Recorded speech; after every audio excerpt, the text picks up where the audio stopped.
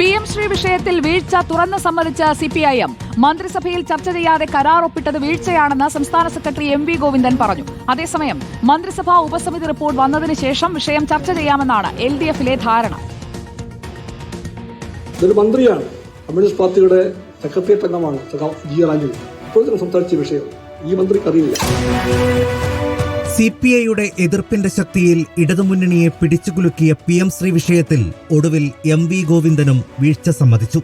മന്ത്രിസഭ പൂർണ്ണമായ അർത്ഥത്തിലും അതുപോലെ തന്നെ ഇടതുപക്ഷ ജനാധിപത്യ മുന്നണിയും ആ രീതിയിലുള്ള ഒരു ചർച്ച നടത്തി തീരുമാനിച്ചിട്ടില്ല എന്നുള്ള സത്യമാണ്.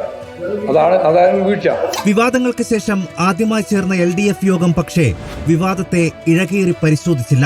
മന്ത്രിസഭാ ഉപസമിതി റിപ്പോർട്ട് വരും വരെ കാത്തിരിക്കാനാണ് തീരുമാനം. പദ്ധതി തൽക്കാലം മരവിപ്പിച്ചെങ്കിലും കിട്ടാനുള്ള SSK ഫണ്ട് നേടിയെടുക്കാനുള്ള ശ്രമം തുടരും. SSKയുടെ ഫണ്ട് നമ്മൾ വാങ്ങാൻ വേണ്ടിയുള്ള ശ്രമം നടത്തും. ഈ മാസം 10-ന് ഡൽഹിയിലെത്തുന്ന മന്ത്രി V. ശിവൻകുട്ടി കേന്ദ്ര വിദ്യാഭ്യാസ മന്ത്രിയെ കണ്ടേക്കും. അതിനിടെ ഫണ്ടുകൾ അന്യായമായി തടഞ്ഞുവെക്കുന്ന കേന്ദ്രത്തിനെതിരെ SFI പ്രത്യക്ഷ സമരം പ്രഖ്യാപിച്ചു. News desk reporter.